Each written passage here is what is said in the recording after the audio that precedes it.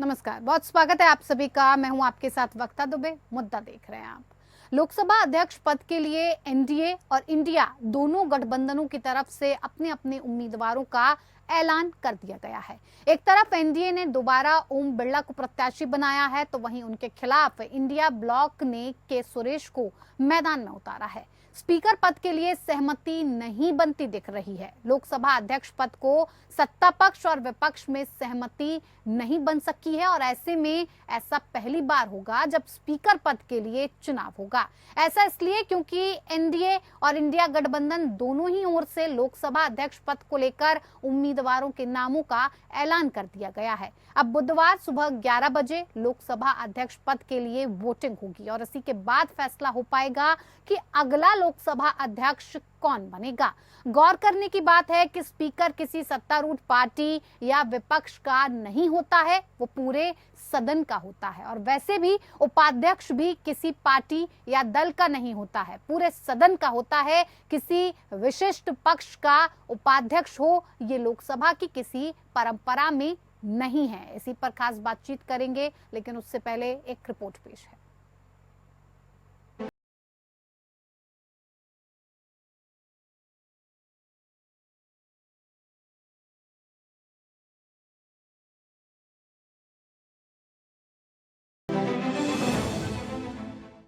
Lok Sabha speaker पर सत्ता पक्ष और विपक्ष आमने सामने। एनडीए की ओर से ओम बिरला को लोकसभा के स्पीकर का उम्मीदवार बना दिया गया है।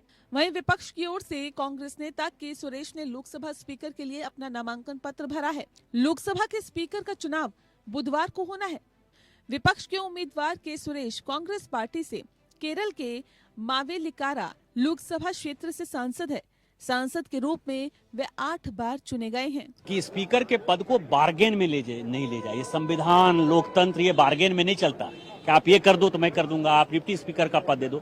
अभी चुनाव स्पीकर के पद का हो रहा है, उनको अपना उम्मीदवार वापस कर लेना चाहिए। जब डिप्टी स्पीकर के पद का चुनाव का बात आएगा, उसके बाद हम लोग तय करेंगे कि डिप्टी स्पीकर जो है किस तरह से देना है, आपको देना है, पार्टी को रखना है, अलायंस पार्टनर को देना है। कांग्रेस पार्टी वेणुगोपाल साहब का कहना था कि आप उपाध्यक्ष का पद अभी आप इसी समय उसको स्वीकार करें।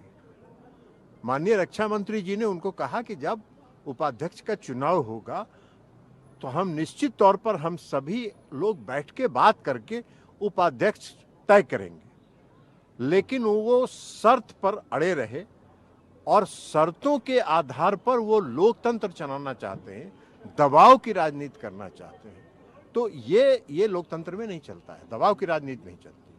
अगर विपक्ष को डिप्टी स्पीकर का पद मिलता है तो इंडिया ब्लॉक के नेता के सुरेश के नाम पर सहमति जता सकते हैं। सांसद के रूप में के सुरेश का लंबा कार्यकाल रहा है, वे काफी सीनियर नेता भी हैं।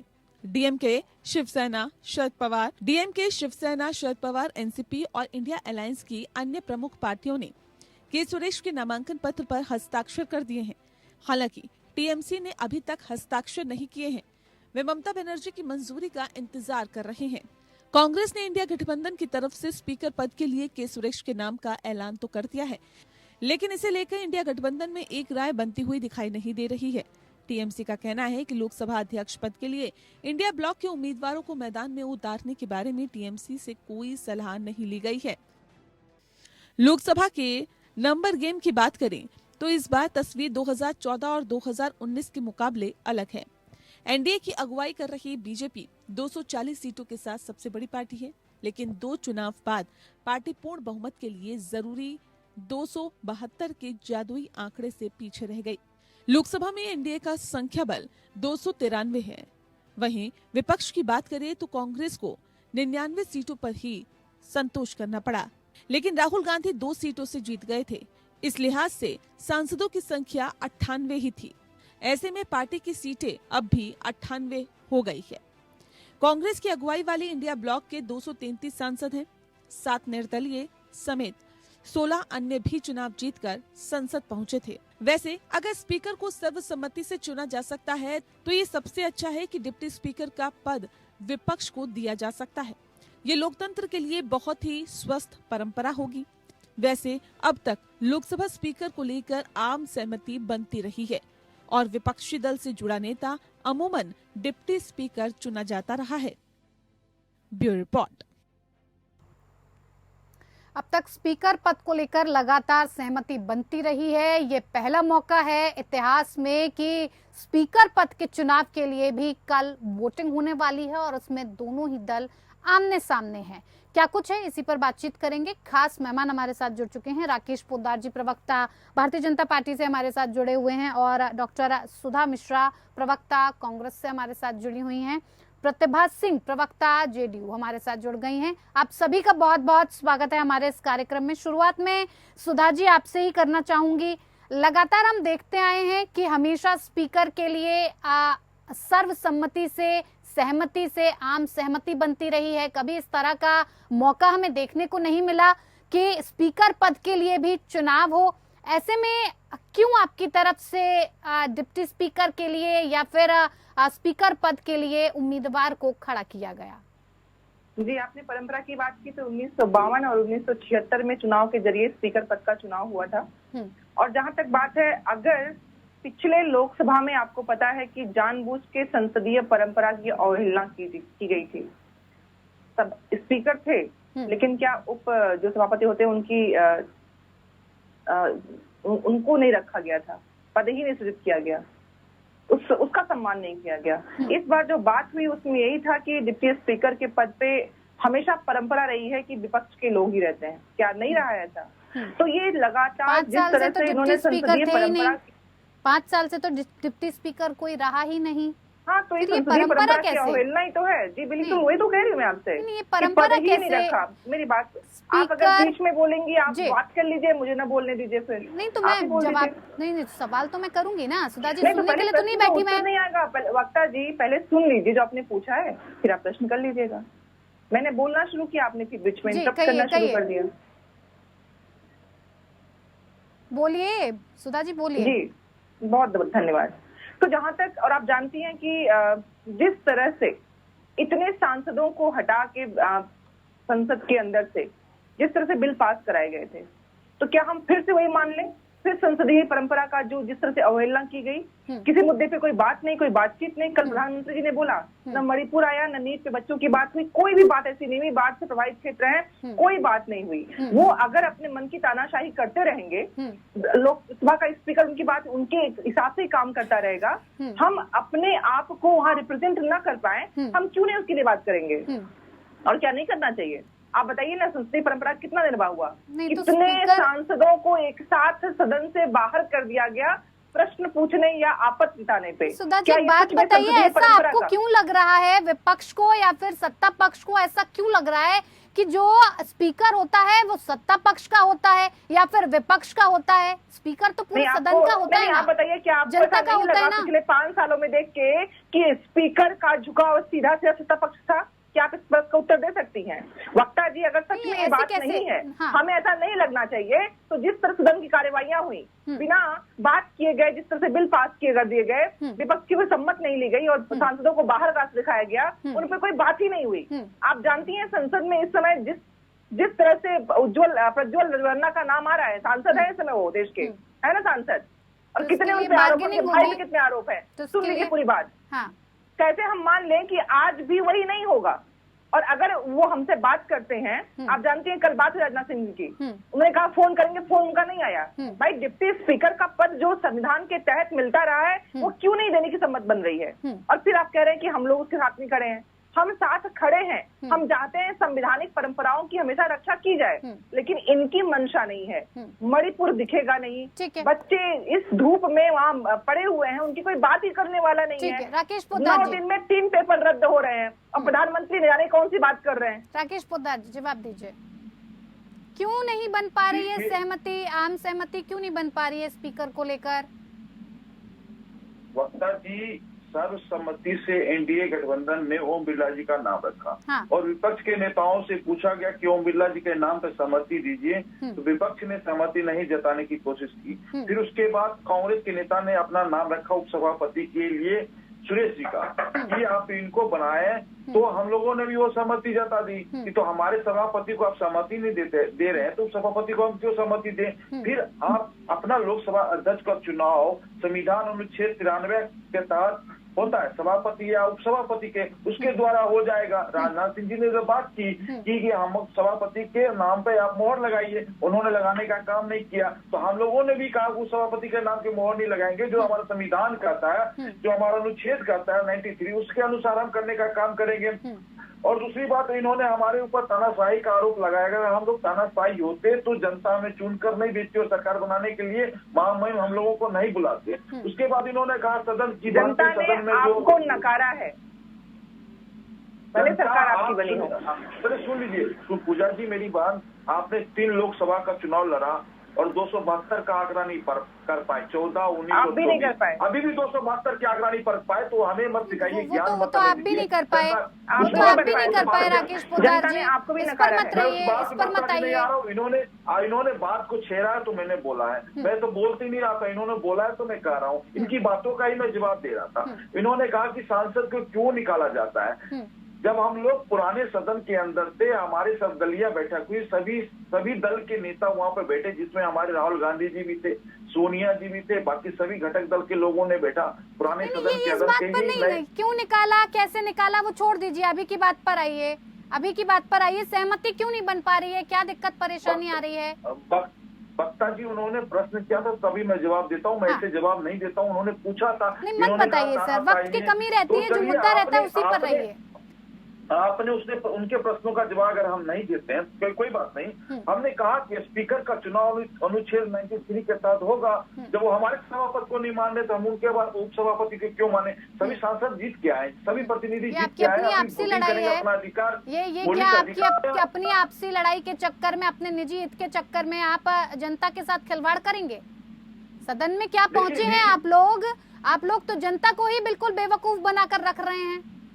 लोकसभा पद के स्पीकर के पद के लिए क्या ये पूरे किसका, आपके पक्ष का होना चाहिए, विपक्ष का होना चाहिए? ये सौदेबाजी हो क्यों रही है सर? सबसे बड़ा सवाल तो यही उठता है सत्ता पक्ष से और विपक्ष से कि आखिर ये सौदेबाजी क्यों, कि भाई डिप्टी स्पीकर हमारा बनेगा तो हम स्पीकर पद के लिए सहमति जताएंगे, या फिर आप सहमति जताएंगे तो ही हम आपकी सहमति जताएंगे? जनता को बेवकूफ बनाने के लिए आप सदन पहुंचे हैं क्या?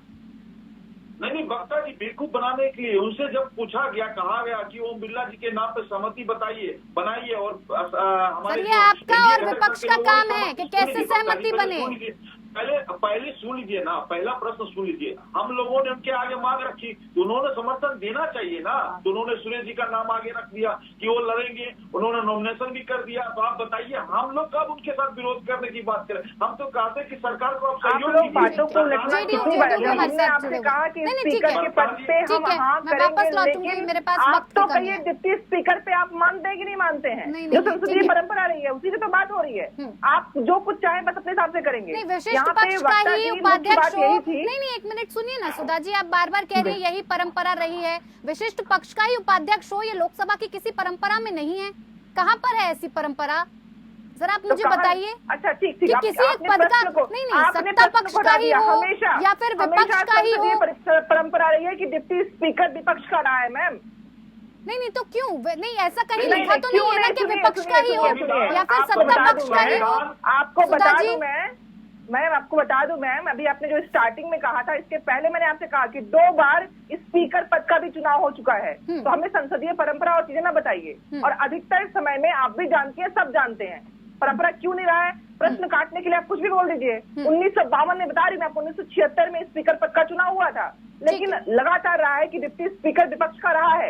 हर बार की व्यवस्था रही है और हर सरकारों में। उसके बाद सुनिए मेरी बात, इसके पहले के लोकसभा में 17वीं लोकसभा में इन लोगों ने उस पद पे किसी को आने ही नहीं दिया, उस पद को ही छोड़ दिया। तो जब इनकी मंशा ही नहीं है कि विपक्ष की बातें सुनी जाएं, आप जानती हैं जो विपक्ष का नेता होता है उसको भी उसी सदन में उतनी ही रिस्पेक्ट सम्मान मिलता है। संसदीय परंपरा हमारी इतनी खूबसूरत है जहाँ पे सबके साथ, सबके पक्ष विपक्ष में प्रतिपक्ष के साथ बैठ के वापस आऊंगी। मुझे सबको वक्त देना है। प्रतिभा जी भी हमारे साथ जुड़ी हुई हैं, जेडीयू की प्रवक्ता हैं।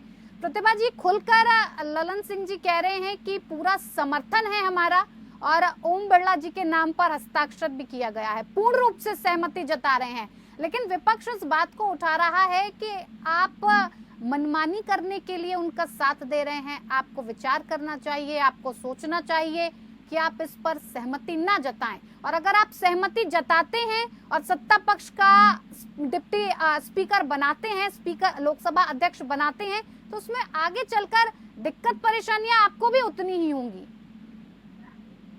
अच्छा वक्ता जी, अभी तो देखिए विपक्ष क्या है, बौखलाहट में है ना। हाँ। हार का सामना करना पड़ा है इन्हें, और ये परंपरा रही है कि भाई जो बहुमत में होता है स्पीकर लगभग उन्हीं के होते हैं। हाँ। तो बहुमत में अब एनडीए है तो स्पीकर किसका होगा? हाँ। सर्वसम्मति से जब बात नहीं बनी तब चुनाव की नौबत आ गई। हाँ। फिर भी जो एनडीए चाहेगा, क्योंकि हमारे पास बहुमत है, तो स्पीकर तो हमारा ही होगा। हाँ। अब ललन सिंह ने कहा कि हमारा समर्थन है, तो हमारा प्री पोल अलायंस है, समर्थन कैसे नहीं हमारा रहेगा? पूरे मन के साथ हमारा समर्थन है, बिना किसी शर्त का समर्थन है। हमने मंत्रिमंडल में भी समर्थन दिया बिना किसी शर्त का, और आज भी हमारा समर्थन है। अब विपक्ष जो परंपरा की बात करती है, तो विपक्ष याद है आज ही 25 जून जब इमरजेंसी लगा था देश में, 10 साल से देश में इमरजेंसी है। इस बात को नहीं भूल सकता है, देश इस बात को नहीं भूल सकता जो पहले हुआ है। तो ये परंपरा की बात तो हमें न सिखाएं। विपक्ष का काम है बोलना, बौखलाहट में वो बोल रहे हैं, लेकिन जो बहुमत में है स्पीकर उन्हीं का बनेगा। नहीं, लेकिन ये तो कह रहे हैं आपको इस पर सोच विचार करना चाहिए, आपको इंडिया ब्लॉक में आ जाना चाहिए। टीडीपी के साथ क्या हुआ आपने देखा, जेडीयू के साथ क्या हुआ आपने देखा, और फिर से आप उन्हीं का साथ दे रहे हैं। ये तो विपक्ष लगातार चला रहा है। वक्ता जी, हमारे साथ इन्होंने कौन सा न्याय किया था? पूरी विपक्षी पार्टियों को हमारे नेता आदरणीय श्री नीतीश कुमार जी ने एक छत के नीचे लाने का प्रयास किया था, सफल भी हुए थे। इन लोगों ने क्या किया उन नेता के साथ, जिन्होंने सारा विपक्ष को एक किया, उसके साथ इन लोगों ने क्या किया? पूरा देश, पूरी दुनिया जानती है। क्या किया बता दीजिए, आज आप भी बता दीजिए क्या किया। समर्थन करना है नीतीश जी ने ऐन वक्त पे गठबंधन छोड़ा है, उनका कुछ नहीं किया, उन्होंने किया है। ऐसे नहीं, और हमें पता है कि हमें किसका समर्थन करना है, किसका विरोध करना है। ठीक है सुधा जी, देखिए आप विरोध कर रही हैं, आप लगातार इस बात को कह रही हैं कि हम तब सहमति जताएंगे जब हमारे डिप्टी स्पीकर पर सहमति जताई जाएगी। लेकिन अगर तो सबके होते हैं ना, वो किसी दल के तो होते नहीं। ठीक है, इतनी आपत्ति क्यों है? जी बिल्कुल ठीक है। सुधा जी देखिए, आप भी कह रही हैं हम सहमति तभी जताएंगे जब हमारी बात को माना जाएगा, हमारी मांग को माना जाएगा। लेकिन अगर आंकड़ों को देखा जाए या नंबर गेम को देखा जाए, रूलिंग पार्टी के पास नंबर है, आप चाहे विरोध करें या फिर सहमति जताएं, बनना तो स्पीकर उन्हीं का है। कैसे देखिए वक्ता जी, हम जानते हैं कि जो अंकों का खेल है उनके फेवर में दिख रहा है। मैं भी तो हम सब जानते हैं, लेकिन विरोध दर्ज कराना ये हमारा कर्तव्य है। हम जानते हैं कि जिस तरह सदन में कार्यवाहियां हुई, चाहे वो 3 काले कानून थे, चाहे अन्य चीजें थी, सांसदों को बाहर करके पास कराए गए। क्या आप चाहती हैं इस देश का संविधान ऐसे ही चले?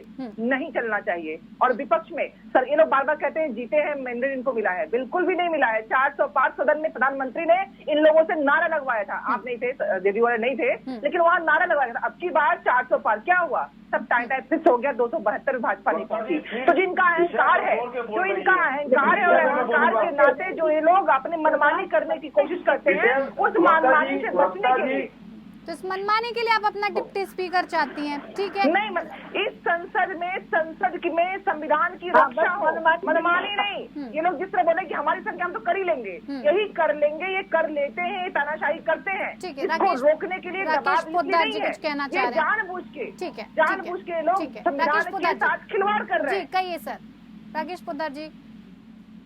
देखिए, फिर बात वहीं पे आ गई जो मैंने वक्ता जी पहले बोल रहा था, तो आपने रोकने का काम किया, फिर तानाशाही की आरोप लगाते। मैं कह रहा हूँ जनता का जनादेश मिला है। सुधा जी देखिए, मैंने पूरा वक्त दिया है। नहीं सुधा जी, पूरा वक्त दिया है, अब आप सुन भी लीजिए धैर्य से, आपको सुना है, आप भी बार बार तानाशाही का आरोप लगाते हैं। आपने जनता को ठगने का काम किया, संविधान खतरे में है। चलिए मैं उस बात तभी आप 272 का जादुई आंकड़ा पार नहीं कर पाए, तभी आप 272 का जादुई आंकड़ा पार नहीं कर पाए क्या?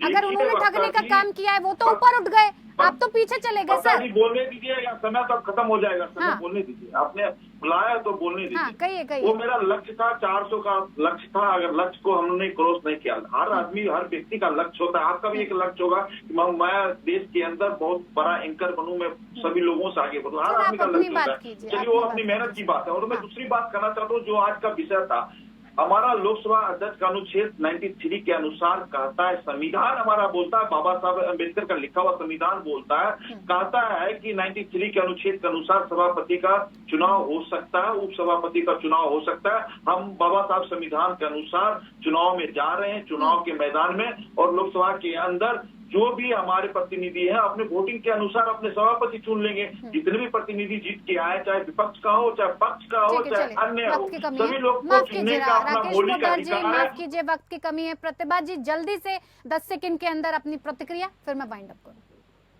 नहीं, बस मैं तो वक्ता जी मुझे यही कहना है कि विपक्ष लाख आरोप लगाए, वो हमें समझाने की कोशिश कर रहा है कि हमें सोचना चाहिए। अरे भाई, हमें किसे समर्थन देना है, नहीं देना है। हमारा अलायंस है, फ्री पोल अलायंस है हमारा, इसमें किसी की बात सुनने की और किसी को सलाह देने की जरूरत ही नहीं है। हमारे पास खूब दिमाग है कि हमें क्या करना चाहिए, नहीं करना चाहिए। बिल्कुल, बहुत बहुत धन्यवाद आप सभी मेहमानों का हमारे साथ इस खास पेशकश में जुड़ने के लिए। मुद्दा में फिलहाल इतना ही। नमस्कार।